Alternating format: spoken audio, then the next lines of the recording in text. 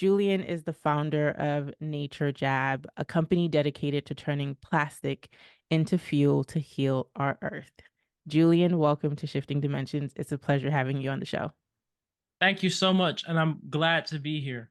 Yes, there's so much to talk about, right? And I think before we started the show, I said that, we can go deep into the technical aspect of like what you do and the machine that you created, which we're going to talk about briefly. But I really want to know your story and get to understand your passion behind the work that you do. So I want to start off by asking you, have you always had a connection or reverence for the earth and the environment?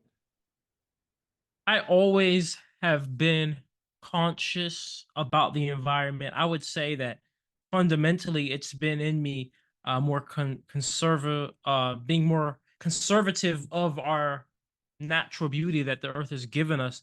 I kind of remember, the earliest I remember is I was in fifth grade and I wanted to start recycling then.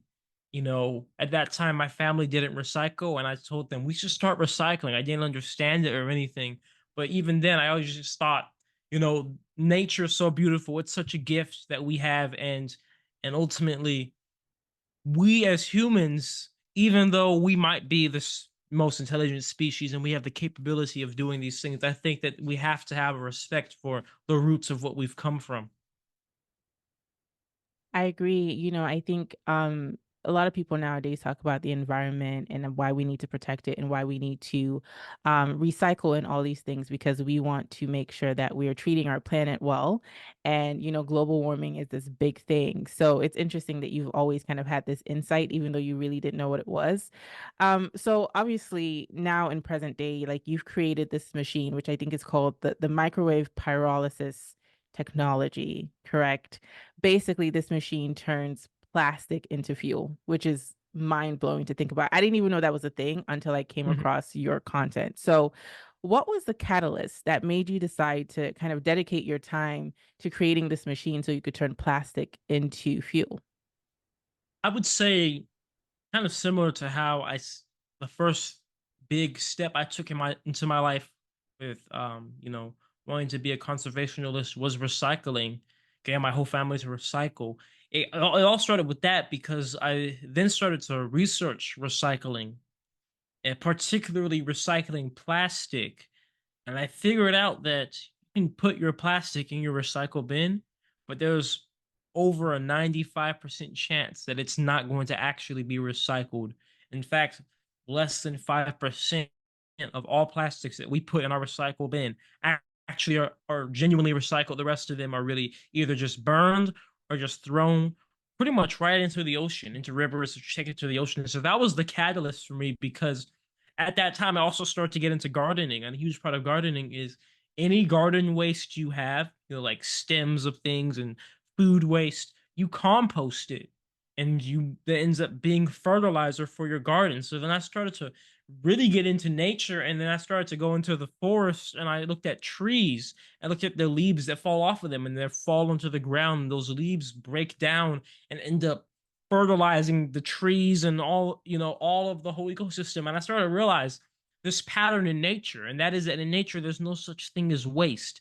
Every single thing, that energy is transferred into another form of energy that's useful to something else. It's only us as humans, and only us as humans in really the past the industrial revolution, where we have these things called trash and waste. There's no such thing in nature. And then so seeing that pattern, it's like, well, if this is applied to all these other things, why isn't it applied to plastic? And I started to look at what plastic is. And I found out that plastic is actually a petroleum byproduct, meaning it is made from crude oil, the same thing that we make all the fuels of this world with. And then you look at plastic, they say don't burn it, but we all know plastic is super flammable. And it's like, okay, it makes sense. It's flammable, it comes from crude oil, it's full of fuel. So is there a way to maybe get that energy out of it, just like in nature gets the energy out of the leaves and things that fall into the ground? And there is a way, and that way is called pyrolysis. So just many Google searches led me to pyrolysis, but that was the true catalyst. Just getting out of nature, seeing the patterns, and wanting to apply what I saw. Biomimicry. It's very fascinating. It's very fascinating, and I want to touch on the pyrolysis piece, right? But before we even get there, I think it's interesting that you kind of had this thought and you chased it down, right? You did all of your research because it's not like, and let me know if I'm wrong. I don't think you have like a background in engineering or any sort of like science field, do you? No. So No. this was like a passion project that you actually worked to understand so much so that you were able to create your own machine out of it. And you had said in your story that there was like an accident that you had that gave you a lot of free time, and during that free time is when you started thinking about all of these things and going further and researching. So can you talk about that accident and how it led you to start having these thoughts and put you on this journey? So I was in welding class my junior and senior year of high school. And being in welding, that's where you learn how to put together metal. And so you get a good idea of how metal works and all that type of thing. So that also was what allowed me to have the skill set to build the machine because working with metal, the machine is made of metal. But anyways, in my senior year of welding, I ended up getting in an accident where I ended up being stabbed in the hand, my right hand, and because of that, I actually ended up severing my tendon when I was cut on my right hand. So through that, my hand was completely disabled for months. I had to be in a splint. I had to get surgery to have the tendon reattached. I had to go into physical therapy.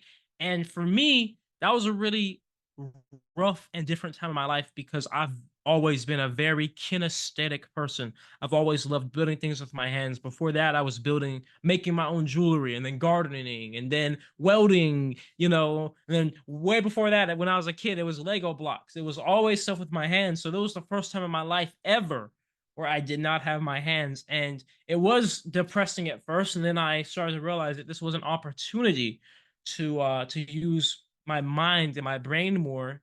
And so I wanted to just look in problem solutions because I knew as soon as I come back and I can't use my hands again, I'm gonna appreciate them and use them to the fullest extent. So it was in that time, the incubation time. They say pressure creates diamonds, and it's true. Usually, when you're in the time of the most stress and most confliction, as long as you're in the mindset of I'm gonna get out of this, I'm gonna make something of this, you usually will create some of the best stuff ever.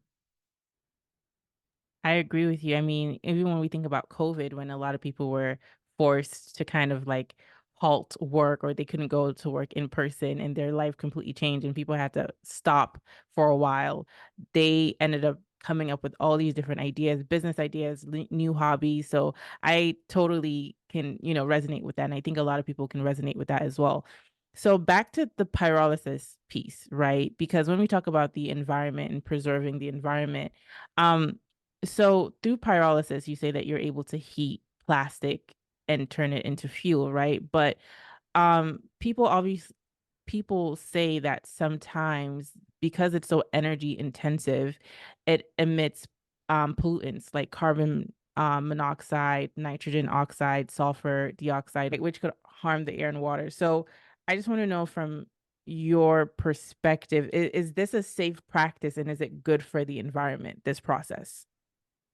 Well, so the process of pyrolysis is very old and it's been studied and around for a very long time. And when done properly, it can be beneficial to the environment, primarily because it's an amazing way of taking plastic waste that would break down into billions of microplastics and emit greenhouse gases like methane and ethylene left in the environment. And then you're able to take that and put it in a machine that will truly and controllably destroy the plastic and leave you with products that you can choose how you want to deal with them. Now, when it's the process is done properly, there's no type of leaching, no type of waste, there's no pollution, no emitting of anything from the machine itself. You mentioned it being very energy intensive, and that usually is the bit one of the biggest critiques of pyrolysis. It is a very energy hungry process. I primarily say to that is that this is a recycling business. It's not an energy generation business. So yes, it is an energy intensive process. However, just because something consumes a lot of energy does not mean that it's not a viable business. For example, look at the steel business. When we recycle steel, it's the energy bill of those steel plants is in the millions every month, right? But it's still a viable business because what the ultimate monetary value comes from is the value of of what you're making, not necessarily how much energy that goes in, right? So what happens that in me recycling plastic, I just happen to be making fuels out of it. So since I'm making fuels out of it and fuels are energy, people kind of see it as they do the equation of, okay, well, you have to make more energy out than you're making in, or else it's not viable. But that's not true because, first of all, recycling the plastic itself, taking it in, that's a business thing. That's a stipend from the government. That's a grant. Um that's basically a form of value right there. Taking in the plastic. You can get paid for that. Then you get paid for actually the products that come from the plastic, the fuels, the carbon, and natural gas. You can get paid for those.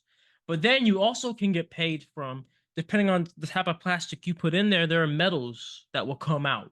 Like if I put a chip bag in the machine, right? The aluminum that's lining the inside of the chip bag is recoverable. You can get paid for that as well. And on top of that, the carbon you can get paid for, and that's also a carbon credit as well because it's carbon that would have otherwise ended up in the air as CO2. So all those things combined, it is possible to make it a viable business despite the energy intensity. And the biggest proof of that is that there's already many pyrolysis plants that exist as companies. And in terms of the emissions, you mentioned carbon dioxide, NOx emissions. So those most of those emissions that you listed there were oxide emissions, carbon monoxide, nitrogen oxide. There's oxide because it reacts with oxygen.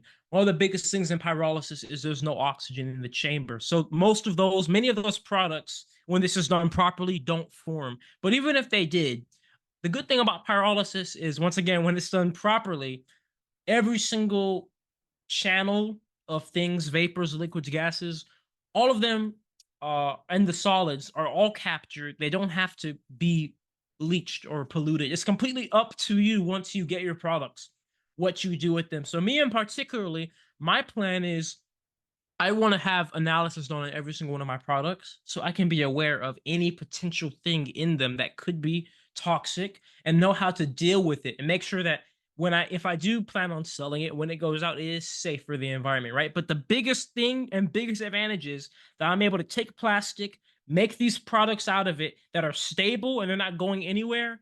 And it's not just breaking down into microplastics in the environment and destroying ecosystems and turning into methane and ethylene in the environment. We're recovering the energy and we're truly destroying the plastic. I think that's what the biggest value is. There's so many rabbit holes I could go down here, right? So the first one is, are you a one-man show? Are you working by yourself, or do you have partners or other people that you work with? So we can I start there. Yeah, I've been working by myself for the past almost 4 years on this project.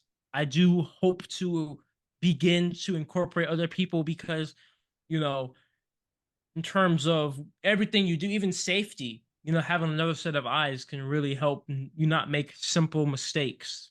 Yeah. And then the other thing too is like the fuel that comes from you um basically melting down these plastics. Can they be used to fuel a car, for example?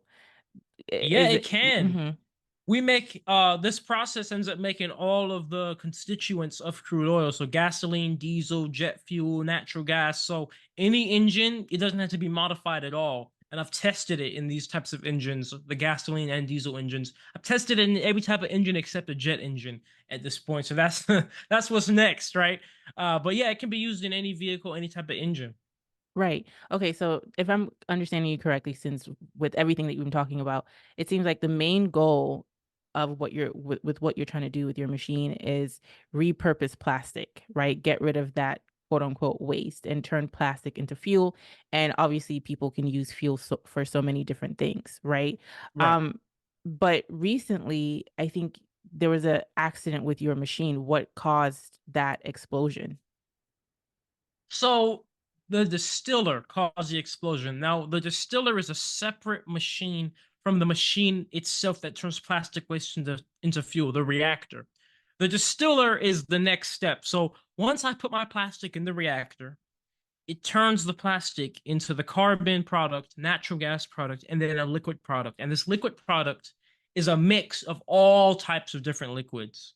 It's essentially almost like crude oil because it has some gasoline in there, diesel, some jet fuel, other things. So they need to be separated. And the only way to separate those is through distillation. It's what the big oil refineries do.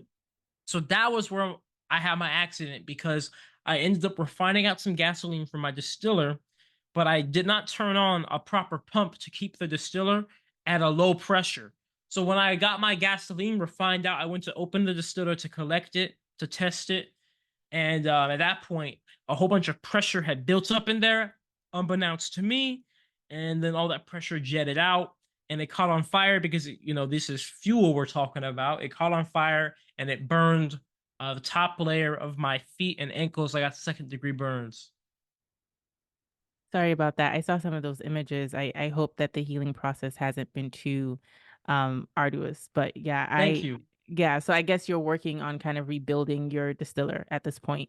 Um so I see a lot of comments on your page and people are like, you shouldn't be putting this out there. You need to watch out for the government. Why are people saying that? Why do you think people say that to you? And do you think that this could pose potential issues with you and the government? Because I think the perspective I think people are coming from is the idea that you're doing something that, although it's good for the environment and good for the greater collective, the government and these money hungry corporations may not want you doing this.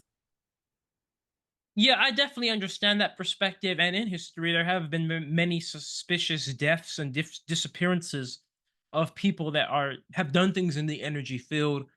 I think people say that because they've heard the stories. It's almost become pretty much a meme in all of my comment sections. So I think most people are just saying it because everybody else is, but there is some truth in what they're saying because like I said, there's been a few people that have just died and they swore when they were dying that like they were poisoned, like Stanley Meyer and such.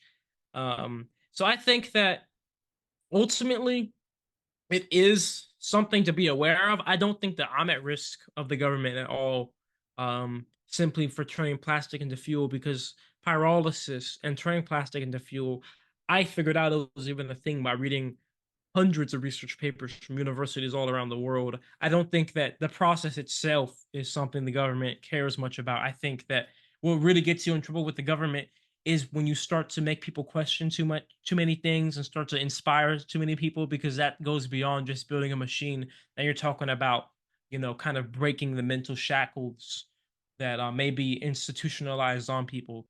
So I think that's more of a concern because I will say that with what I'm doing, especially with me being 20 and doing it by myself in my backyard, not having a degree, is it does start to make people question things like, do we really have to go down this certain path that we've been told we have to, or do we have to have these things to truly innovate, or do we have to wait on a company or a government or organization to make change? Can we just do it ourselves like he did? So I think that's what gets you in trouble with or gets me in trouble with the government in particular. That's a very good perspective because, yeah, you do have people questioning things, and clearly you don't need a degree to create the type of powerful machine that you created. So, what is your ultimate goal with what you're doing? I know that you're trying to make the environment better and, get rid of plastic waste and the damage that it's causing for the environment. But, like, what is your ultimate goal? Have you patented the machine? Do you plan on selling this to other organizations? What's your long-term goal for the work that you're doing? Yeah, the goal is I want these machines all over the world in every single city because I want plastic waste to be dealt with at the source. So I don't want it to have to be shipped anywhere anymore. I want people, uh, countries just everywhere to have the ability to have their plastic waste and deal with it right there and make the fuels and can use them, all in the same loop. It's gonna do so much for the world ultimately because it's gonna deal with plastic waste at the roots. Uh, you know, that probably is one of the other biggest comments I get. People all the time say patent it, patent it, patent it. And I did initially patent. I started that process of the patent. I got my provisional patent, which is kind of like the patent under the main patent, because everybody was telling me to. But after really just sitting here and thinking about it, I don't think that's the path I actually want to go down. And I say that primarily because, well, for one, I've learned in this space of patents and talking to a ton of attorneys and people who have had technology that they patented, that a patent really is not going to protect you from somebody stealing your stuff. If a big company wants to come and steal you, they can bully you out of your own patent via just fighting you in the court until you have no money to fight anymore, because they can just hire the best lawyers and just keep throwing money at it until you're depleted, for one. And for two, the patents, you have to get a patent in every country, and there's so many countries. If you want it to be internationally protected, it's so expensive that it's just, I mean, especially when you're starting up, it's just not possible. And then the main reason I just never really want to go down that path is, I'm really inspired by Nikola Tesla. And Nikola Tesla, he really didn't patent many of his things because he said that he would rather his work be for humanity than just for, pockets. And I kind of see it the same way. I'm not worried about, oh, if I patent this, somebody else will steal it and I won't make any money. I'm more worried about, I want plastic to be dealt with. And to me, the more people that are doing it, whether it's me or not, it's better because plastic is being dealt with. That was the goal, that was the mission. So I really don't care if it's me or not. I just want to get it out there. Wow, brilliant. So it's really not about you, it's about the work, it's about the purpose, it's about the impact overall. Well, you really truly are a brilliant mind. I'm just amazed by what you've created and where this could potentially go. So I wish you the best of luck. And, I want to ask, have you shifted in perspective on anything lately, just to kind of round up our conversation? I certainly have shifted in perspective. I shift in perspective quite frequently, but going through what I just went through with my injury, dealing with burns for the first time, it um it opened up my perspective to the importance of gratitude to a different degree. I always knew how important being in gratitude was, but being injured like that, you truly, have to be grateful for everything, because sometimes there might be moments where you're like, man, you know, for example, in my case, I couldn't walk for about 2 weeks. And it's so easy to just kind of get mad at your body and be like, I can't walk. But then I learned, that's not going to make you feel any better. And what makes you feel better is if you're like, you know what, thank you, body, for healing. And thank you for, keeping me alive, and me not having an infection, and me having fans supporting me to where, even though I'm injured and I'm out of doing this for a while, I have the space to be able to collect myself and go back in with new perspectives and safer than ever. So, I learned that my perspective changed, that, in every situation, no matter how bad it is, there's always something to be grateful for. And that's the focus, because you can most certainly be negative. It's easier to be negative, but it's not going to help you feel any better. I agree. People always say suffering is a choice, and I think that's kind of what you just explained. Where can people find you if they want to learn more about your work, follow you, or even donate to the cause? Yeah, you can find me everywhere at Nature Jab. That's just my name, on every social media. If you want to have the general link to all social medias, donation, and the website, you can go to naturejab.info. Naturejab.info, and you can find all of my links there. Thank you so much, Julian, for stopping by Shifting Dimensions, and all the best of luck on your endeavors. Thank you so much, and it was great speaking with you.